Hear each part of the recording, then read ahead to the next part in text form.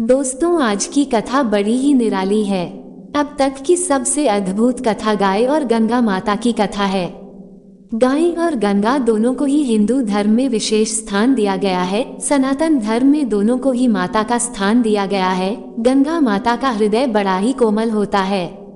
जैसे एक माँ अपने बच्चे को हर स्थिति में सुख देती है, वैसे ही गाय मनुष्य जाति को लाभ प्रदान करती है। इसी प्रकार गंगा को भी जीवनदायिनी और मोक्षदायिनी कहा जाता है। तो ऐसे में दोस्तों, सावन के इस पावन वेला में हम गाय माता और गंगा माता की कथा का श्रवण करेंगे, जिससे कि हमारे सभी पापों का नाश हो जाए, गौ माता का आशीर्वाद मिले, साथ ही 33 कोटि देवी देवता भी अपना आशीर्वाद प्रदान करें, क्योंकि ऐसी मान्यता है कि गौ माता में सभी देवी देवताओं का वास होता है और माता गंगा सभी पापों का नाश करती है। दोस्तों, अगर आप ये कथा सुन रहे हैं तो पूरा सुनिएगा। ये कथा बहुत ही आनंदित करने वाली कथा है। ये कथा सुनकर आप ये सोचकर निराश नहीं होंगे कि आपने अपना बहुमूल्य समय नष्ट कर दिया, अपितु आप भगवान भोलेनाथ की भक्ति में खो जाएंगे। सावन के इस पवन बेला में इस कथा को सुनने से आपके पापों का नाश होगा और आपका मन शिव भक्ति में और जागृत होगा। नमस्कार दोस्तों, स्वागत है आपका हमारे YouTube चैनल अद्भुत गाथा पर। आपसे निवेदन है, अगर आपने चैनल को अब तक सब्सक्राइब नहीं किया है तो सब्सक्राइब कर लें और कमेंट में प्रेम से हर हर गंगे जय गौ माता जरूर लिखें। महादेव आप सबका कल्याण करें, इसी मनोकामना के साथ आइए शुरू करते हैं आज की कथा। एक समय की बात है, नारद जी पृथ्वीलोक भ्रमण कर रहे थे। तभी उनकी नजर गौ माता पड़ी, जो कि गंगा नदी के किनारे घास खाकर अपना पेट भर रही थी। अब नारद जी थाहरे शरारती, अपने स्वभाव से मजबूर नारद जी को एक शरारत सूझी। उन्हें विचार आया कि चलो गंगा और गाय की परीक्षा ली जाए, देखते हैं दोनों ने किस कदर मतभेद होता है। दोनों एक दूसरे से लड़ती है, बुराइयां करती है या फिर नहीं। ये सोच नारद जी गंगा जी के पास गए और उनसे कहने लगे, हे गंगा माँ, आप यह नहीं जानते कि आजकल क्या हो रहा है। मनुष्य आपसे ज्यादा आजकल गौमाता की पूजा करने लगे हैं, उन्हें बहुत मानने लगे हैं। मनुष्य ये कहते थे कि गाय माता का पूजा करने से उन्हें 33 कोटि देवी देवताओं का आशीर्वाद प्राप्त होता है। नाराजगी की बात सुनकर गंगा माता ने कहा, नाराज जी, तो इसमें क्या गलत बात है। गौमाता में तो 33 कोटि देवी देवता निवास तो करते ही हैं। तब नारद जी ने कहा, नहीं नहीं मैया, ऐसी बात नहीं है, आप शायद गलत समझ रही है। गौमाता को अपने आप पर अभिमान हो गया है। उन्हें अपने आप पर घमंड हो गया कि वो आपसे भी बड़ी है। वही स्वयं तारणी है और सब मनुष्य का दुख दूर करती है। ये सुनकर अब गंगा माता को क्रोध आ जाता है। गंगा माता ने कहा, ऐसे कैसे? गाय ने मेरे बारे में ऐसा कहा? नारद जी ने कहा, हाँ माता, बिल्कुल ऐसा ही गौमाता ने कहा। इतना कहकर वो वहां से चलते बनते हैं। दोस्तों, नारद जी तो वहां से झगड़ा कराकर चले जाते हैं, लेकिन गंगा माता के मन में यह बात बैठा देते हैं कि गौमाता उनके बारे में बुराई कर रही थी और अपने आप पर घमंड करके बड़ा बनने की कोशिश कर रही है। अब गौमाता को अपना भोजन ग्रहण करते हुए प्यास लग जाती है और वो गंगा माता के जल में चली जाती है। गंगा माता के जल में जाकर वो पानी पीने लगती है। तभी गंगा माता ने आओ देखा न ताव और जोर से कहा, क्यों री, तुम्हें लज्जा नहीं आई? तुमने मेरे पवित्र जल में घुसने का प्रयत्न कैसे किया? तुमने देखा नहीं तुम्हारे शरीर में गोबर लिपटा पड़ा है और तुम मेरे पवित्र जल को अपने गोबर से दूषित कर रही हो। तुम्हारी इतनी हिम्मत। पावन गंगा माता के वचन को सुनने के बाद गौ माता ने कहा कि हे गंगे, आज आपको क्या हो गया है? आप मेरे ऊपर बेवजह क्यों भड़क रही है? आज से पहले आपने मेरे साथ ऐसा व्यवहार तो कभी नहीं किया, लेकिन आज ऐसा क्या हो गया कि आप मुझे पानी पीने से रोक रही है? गाय के इतना कहने के बाद भी गंगा माता रुकती नहीं। उन्होंने गाय माता को खरी खोटी सुनाना शुरू कर दिया। अब इस पर गौ माता को भी क्रोध आ गया। गौ माता ने कहा, हे गंगा, तुम्हें अपने ऊपर इतना अभिमान है तो मेरी भी महिमा का बखान सुनो। गौ माता ने कहा, हे गंगा, तुम अपने ऊपर इतना अभिमान क्यों कर रही हो? मेरे गोबर से चूल्हा चौका किया जाता है आंगन लीपा जाता है और मेरे मूत्र के सेवन से असंख्य रोग दूर हो जाते हैं। और मेरे दूध और दही का माखन तो स्वयं कान्हा जी भी बड़े ही प्रेम और चाव से खाते हैं। इसलिए मैं अधिक पवित्र, बड़ी और महान हूँ। और जानती हो गंगा, जहाँ पर मेरा गोबर लीपा जाता है वहाँ की सारी नकारात्मक शक्तियाँ दूर भाग जाती है और सकारात्मक शक्तियाँ का प्रवेश होता है। जहाँ पर मेरा गोबर लेपा जाता है वहाँ पर बीमारी नहीं फैलती। तो बताओ कौन बड़ा है? गाय माता की बातें सुनकर गंगा माता भी कहा पीछे हटने वाली।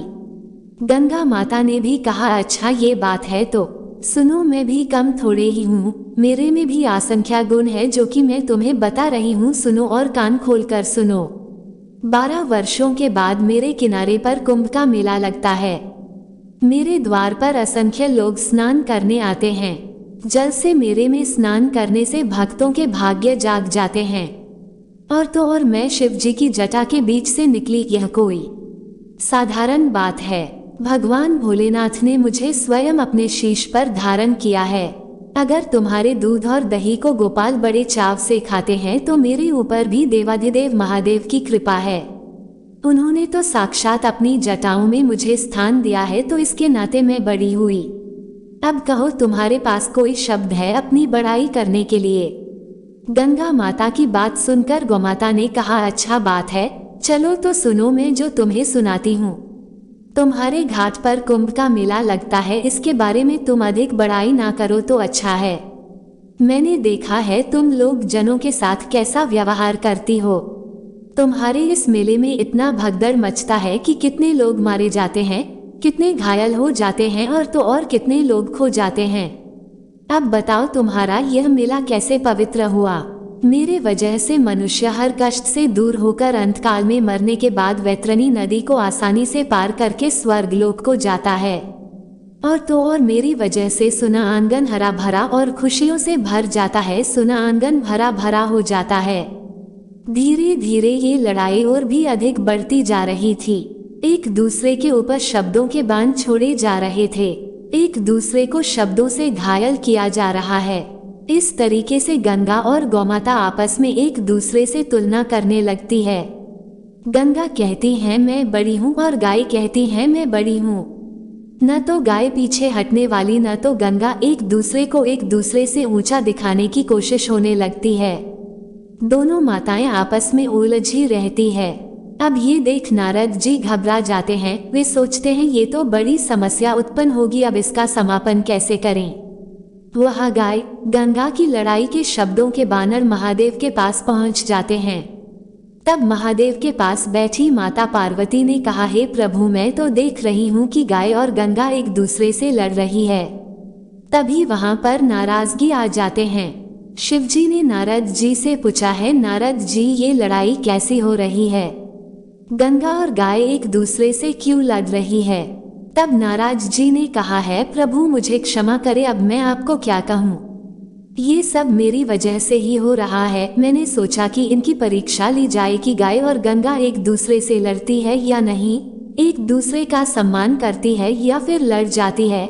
लेकिन प्रभु मुझे ये ज्ञात नहीं था कि गाय और गंगा इस तरीके से इतने भयंकर रूप से लड़ पड़ेगी और एक दूसरे के ऊपर ऐसे शब्दों के बाण छोड़ना शुरू कर देंगी। हे प्रभु, अब आप ही इस परीक्षा का समापन कीजिए, मेरी आपसे विनती है।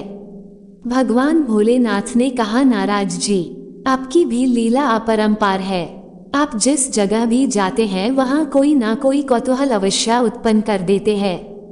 किंतु अब आप लोग निश्चिंत रहिए, मैं गाय गंगा के इस लड़ाई को खत्म करवाता हूँ। ये कहकर भगवान भोलेनाथ माता पार्वती सहित पृथ्वीलोक पर आते हैं, जहाँ गंगा गाय आपस में लड़ रही थी। महादेव के पीछे पीछे नारद जी भी वहाँ आ जाते हैं। करताल की आवाज और नारायण नारायण सुनने के बाद गंगा और गाय माता भगवान शिव को अपना समक्ष देखती कि हमारे सामने स्वयं देवाधिदेव महादेव प्रकट हुए। ये देखने के बाद दोनों ने भगवान शिव को झुककर प्रणाम किया। महादेव ने उन्हें आशीर्वाद दिया। महादेव ने उन्हें आशीर्वाद देते हुए कहा, हे गंगा और गाय, आप दोनों माताएं हैं, इस प्रकार से लड़ रही है, आपको ये बात शोभ नहीं देती। भोलेनाथ ने कहा, हे गाय आप भी पावन हो और ही गंगा आप भी पावन हो। दोनों लोगों की महिमा एक समान है। आप दोनों में कोई भी छोटा और बड़ा नहीं है। आप दोनों एक समान हो। आप दोनों का आशीर्वाद भी एक समान ही है। आप दोनों की समानता अगर एक तराजू में तोली जाए तो एक है तारनहार और दूसरी पालनहार। आप दोनों ही इस धरती लोक पर मनुष्य के कल्याण के लिए अवतरित हुई है, इसलिए आप दोनों आपस में लाडना छोड़िए और मनुष्य के कल्याण के लिए जुट जाए। भगवान शिव ने आगे कहा कि जिस तालाब तथा किसी जलराशि को गौमाता लांघते हुए पार करती है वह गंगा, यमुना, सरस्वती तथा सिंधु आदि नदियों के समान ही पवित्र हो जाती है। गोधूले बेला अर्थात जिस समय चरवाहे गाय को जंगल से चराकर घर वापस लाते हैं, उस समय गाय के खुरों से उत्पन्न हुई धूली यदि किसी पर पड़ जाए तो उसके समस्त पाप नष्ट हो जाते हैं। साथ ही साथ दरिद्रता रूपी लक्ष्मी को नष्ट करने वाली भी होती है। तो हे गौ आपकी महिमा भी अपरंपार है। आगे भगवान शिव ने गंगा के बारे में कहा, हे गंगा आपको मोक्षदायिनी के रूप में जाना जाता है। ऐसा इसलिए क्योंकि पौराणिक काल से यह मान्यता है कि गंगा में स्नान करने से सभी पापों का नाश हो जाता है, अंततः पुण्य की प्राप्ति होती है। विशेषकर अमावस्या या पूर्णिमा के दिन आपके जल में जो कोई भी स्नान करता है तो उसे समस्त देवी देवताओं का आशीर्वाद प्राप्त होता है। हे गंगा आप सभी सुखों को प्रदान करने वाली है। आपके जल से व्यक्ति पवित्र हो जाता है, उसके सभी पाप, कष्ट, रोग और दुख मिट जाते हैं। इसलिए आप दोनों एक समान हो तो मैं आशा करता हूँ आप दोनों को मेरी बातें समझ में आ गई होंगी। ये कहकर भगवान शिव जी वहां से अंतर ध्यान हो गए। अब गौमाता और गंगा माता एक दूसरे से क्षमा याचना करती है और खुशी पूर्वक अपने अपने रास्ते लोक कल्याण के लिए निकल पड़ती है और वहां से नाराज जी भी नारायण नारायण करते हुए चले जाते हैं। तो प्रिय भक्त जनों प्रेम से बोलिए ओम नमः शिवाय। जय गंगा माँ, जय हो गौ माता। उम्मीद करती हूँ आपका ये कथा अत्यंत पसंद आई होगा। यदि आपको ये कथा पसंद आई तो वीडियो को एक लाइक कर दीजिएगा और कमेंट में हर हर गंगे जय जय गौ माता जरूर लिखिएगा। आज के लिए इतना ही, मिलते हैं नेक्स्ट वीडियो में, तब तक के लिए नमस्कार।